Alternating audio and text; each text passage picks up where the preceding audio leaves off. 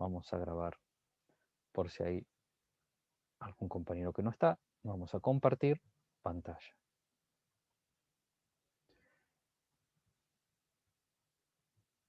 Habíamos dicho que en el pasado había distintas ideas sobre la forma que tenía la Tierra. Algunos planteaban que la Tierra era plana y entonces que en algún momento se acababa y uno se podía caer. Había otros pueblos de la antigüedad que en cambio planteaban que era plana, pero claro, como no podía estar flotando, planteaban que en realidad tenía una forma de pirámide invertida porque estaba apoyada, y incluso algunos tenían teorías más desarrolladas, como los hindúes, que planteaban que la Tierra tenía la forma de una cáscara, con lo cual veían que era curva, sostenida por dos elefantes que andaban por el cielo arriba de una tortuga gigante, donde veían el tema del movimiento de la Tierra en el espacio. Eso es también muy útil. Pero nosotros hoy sabemos que la Tierra tiene una forma geoide, que es una forma casi esférica, porque es esférica pero está achatada en los polos, porque la Tierra, como gira sobre su eje, entonces se estira y se achata en los polos. Y por eso tiene una forma geoide. Y el eje está inclinado porque gira, pero no gira recta, sino que gira con unos grados de inclinación. Los hombres de la antigüedad se habían dado cuenta que la superficie de la Tierra era curva porque veían que en el mar, los que tenían muy buena visión, los barcos se ocultaban, primero se ocultaba el casco del barco, la base del barco, y después perdían de vista el mástil y las velas, como si se hundieran. Habíamos visto también que esta esfera terrestre uno podía partirla en dos, en la mitad entre el polo norte y el polo sur, en la línea equidistante, o sea, la línea que estaba en la misma distancia entre el polo norte y el polo sur. Esa división da lugar a dos mitades de la esfera, o sea, dos hemisferios: el hemisferio norte o boreal y el hemisferio sur o austral, porque a lo que está en el sur le llamamos austral. Esos dos hemisferios son la mitad de la Tierra, y el plano que las divide, la línea que las divide, pasa por Ecuador, por un país americano, y por tanto se la conoce como la línea del Ecuador o el plano del Ecuador si separa las dos esferas. Ahí estaríamos en lo que sería la línea del Ecuador. Y hay otras líneas imaginarias paralelas al Ecuador, una al norte del Ecuador y una al sur, que se llaman los trópicos.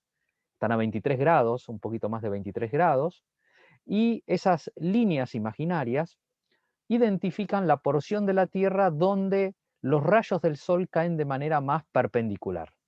En esta región, en la región central, cercana al Ecuador, lo que se llama la zona tropical, porque está entre el trópico de Cáncer y el trópico de Capricornio, es la zona más cálida del planeta, la zona donde hace más calor y donde no hay muchas diferencias de temperatura entre el invierno y el verano. Hay pequeñas diferencias de temperatura. Generalmente la mayor diferencia en estos lugares entre invierno y verano tienen que ver con una estación que llueve más y otra llueve menos, y no de temperatura.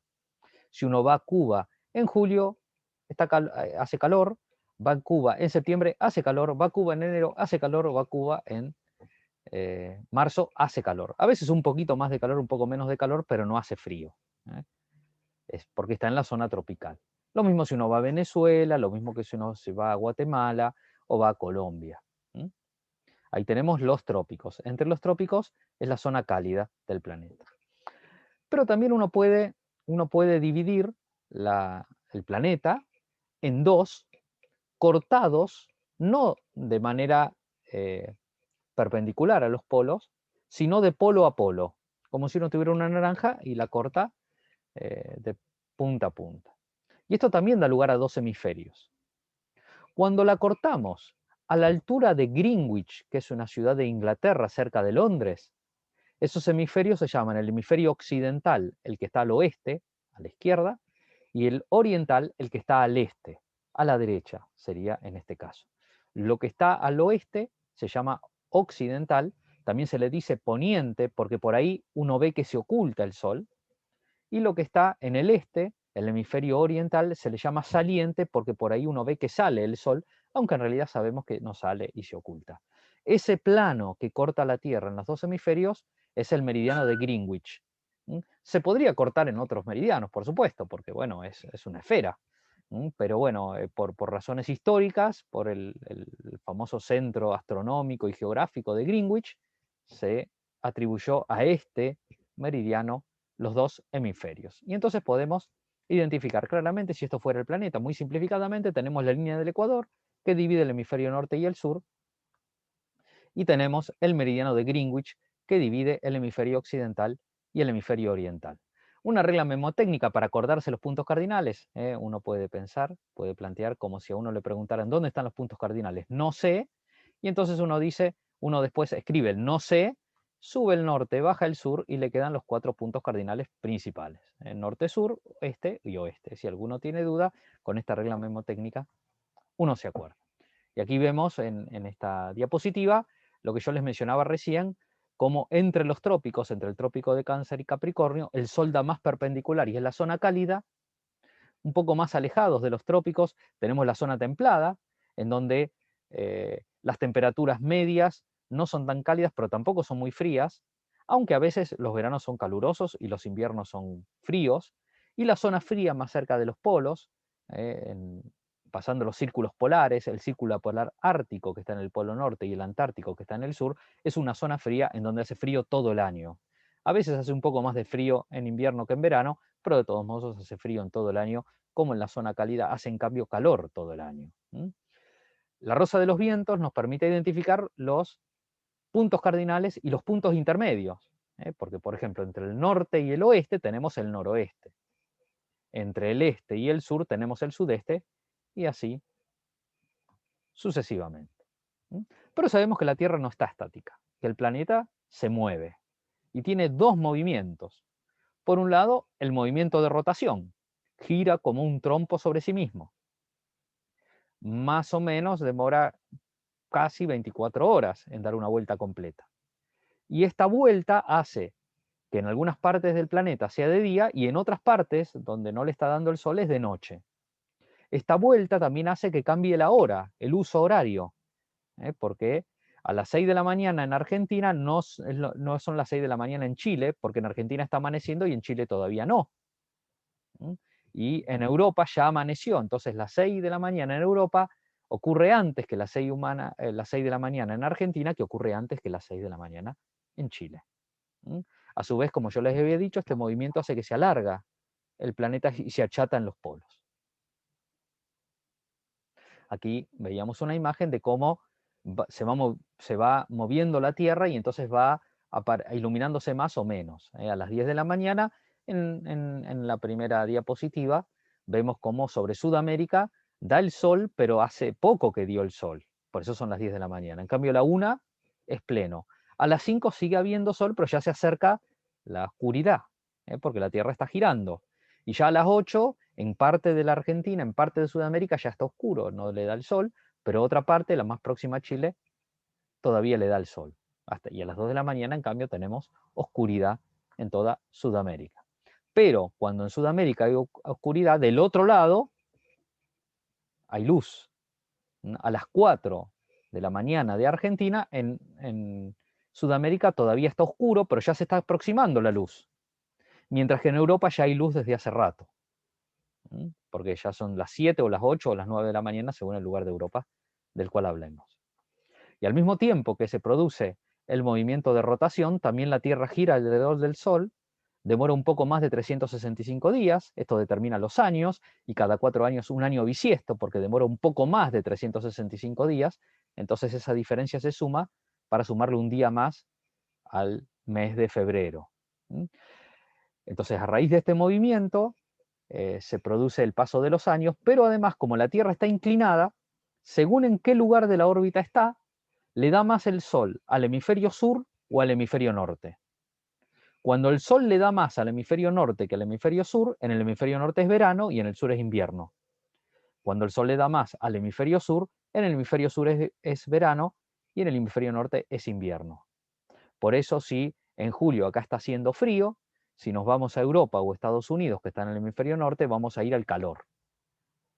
En cambio, si acá estamos en diciembre y hace calor, estamos celebrando Navidad, si nos vamos a Estados Unidos o a Europa, hace frío y nieva en muchos lugares, por eso tantas imágenes nevadas de Navidad. El movimiento de rotación y el movimiento de traslación. La Tierra gira sobre sí misma y al mismo tiempo gira alrededor del Sol. Esto es lo que yo les expliqué recién. Hay momentos del año en donde el día dura más o menos lo mismo que la noche. Son otoño y son primavera, estos momentos del año. Se conoce como equinoccio. Equi quiere decir igual. Tiene la misma duración el día que la noche. Durante el otoño y la primavera la temperatura es más o menos la misma, por eso en el hemisferio norte y en el hemisferio sur más o menos es la misma temperatura. Si alguien va a viajar a Europa o va a viajar a Estados Unidos en abril, no va a ser muy diferente la temperatura que en el hemisferio sur, que acá. Por supuesto depende a dónde vaya, si se va muy al norte está más cerca del polo, lógicamente. En cambio, en el solsticio, que son el invierno y el verano, hay mucha diferencia entre el día y la noche. En el hemisferio donde da más el sol, que es verano, el día dura más que la noche. En el hemisferio donde da menos el sol y es invierno, la noche dura más que el día. Y mientras uno más se acerca al polo, la diferencia es más grande entre el día y la noche. Cerca del polo, en verano casi todo el día es de día y casi no hay noche. Y en invierno, cerca del polo, casi todo el día es muy cortito y casi todo el día es noche. O hay muy poca luz. Yo he estado en el norte de Rusia, en San Petersburgo, en julio, y a las 10 de la noche todavía se veía el sol, y a las 12 de la noche empezaba a ocultarse el sol, pero nunca desaparecía del todo y nunca se ponía negro el cielo. Siempre era medio blanco, en San Petersburgo. El solsticio y el equinoccio. Habíamos hablado también, y en esto me voy a detener un momento, que nosotros podíamos imaginar líneas paralelas al ecuador, que se llaman paralelos, y que tenemos 90 grados al norte del ecuador y 90 grados al sur, y esto se designa como la latitud.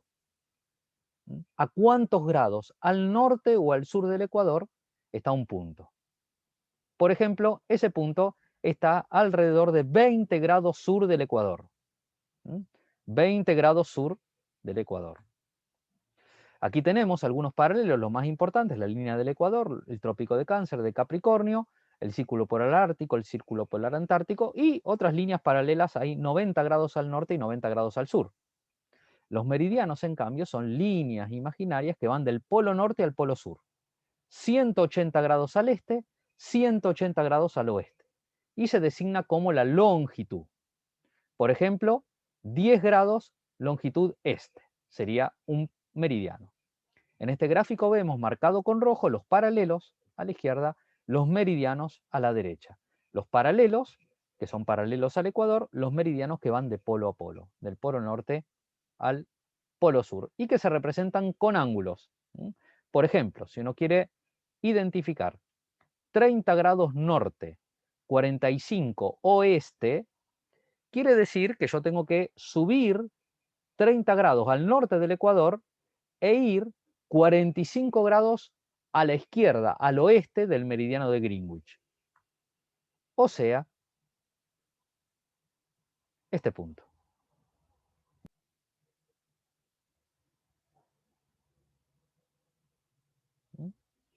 0 grado latitud, 0 grado longitud es donde se encuentra el meridiano de Greenwich y la línea del Ecuador. O sea, allí. 0 latitud, 0 longitud.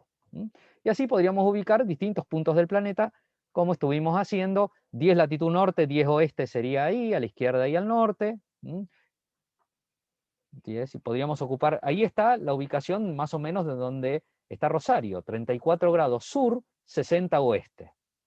34 sur, 60 oeste, más o menos allí está la Argentina. Ahora, ¿cómo hacían en el pasado para ubicarse esto? Porque esto era muy importante para los navegantes, los que iban en barco, poder saber dónde estaban, en qué lugar del mar estaban, para saber si la isla estaba cerca o lejos, si la costa estaba cerca o lejos, si le iba a alcanzar el agua, si le iban a alcanzar la comida. Entonces lo que hacían era, se ubicaban mirando las estrellas. Según donde estaban las estrellas, podían saber dónde estaban ellos. Es más o menos como nosotros hacemos a veces, que vamos caminando y sabemos, por ejemplo, que la casa de un amigo está pasando el kiosco y a la izquierda de una torre. Entonces nosotros, viendo dónde está el kiosco, viendo dónde está la torre, sabemos dónde está la casa de nuestro amigo. Bueno, lo mismo hacían en el pasado mirando las estrellas. Si uno sabía dónde estaban las estrellas, podía ubicar dónde estaba uno. Y tenían mapas del cielo con la ubicación de las estrellas. Y para ver mejor el cielo, utilizaban instrumentos como por ejemplo los astrolabios, que es ese instrumento que ustedes tienen en el centro aquí, que les permitía medir los grados porque había que ser muy exacto, ¿no? Porque están miles de kilómetros de la Tierra las estrellas, y a veces tenían un largavista en el instrumento y espejos que permitían mirar más fácil el, el, el cielo con lo que se llamaban los sextantes. Nosotros tenemos facilitada la tarea porque tenemos los GPS. Los GPS son instrumentos electrónicos que se conectan con los satélites. Y los satélites que están rodeando el planeta se conectan con el GPS y de esa manera, por triangulación, el GPS puede detectar dónde está, por triangulación. Porque si un satélite está al norte, el otro está al este, el otro está al oeste, a tal distancia, entonces se sabe dónde está. Por eso ustedes habrán visto alguna vez que si uno entra en un sótano o en una cueva o en un túnel, o si uno bucea, yo buceo por ejemplo, el GPS no funciona porque pierde la señal de satélite. Y a veces los GPS de los autos le dicen, se ha perdido función de ubicación de satélite reconectando, porque está buscando los satélites. Porque si no tiene conexión con los satélites no puede identificar dónde se encuentra. El GPS a mí me puede dar la latitud y la longitud si yo quiero. Por ejemplo, esto está tomado de Google Maps, desde el liceo. Uno entra a Google Maps, marca la ubicación, hace clic con el botón derecho y le muestra arriba de todo dos numeritos, la latitud y la longitud. En este caso marcó menos 32,93 porque el Google Maps no dice norte-sur. Si es norte es más, si es sur menos. Menos 60,81 menos, porque si es oeste es menos, si es este más en Google Maps. Entonces nos dice que el liceo está a 32 grados 93 minutos latitud sur, 60 grados 81 segundos longitud oeste, occidental. Y esto nos dice el GPS del celular con el cual podemos entrar a través de Google Maps, por ejemplo. La gente en general no busca la latitud y la longitud porque ya le dicen los mapas, pero pensemos, por ejemplo, en un barco que naufraga o que está perdido y le tiene que avisar por radio dónde está para que lo vengan a buscar. Puede pasarle las coordenadas GPS. Yo estoy en tal latitud y tal longitud.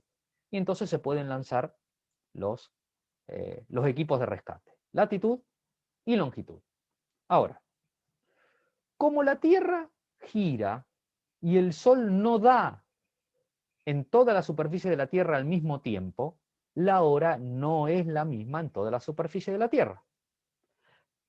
Porque para guardar una coherencia con el horario, a la medianoche se fija la hora cero en cada lugar.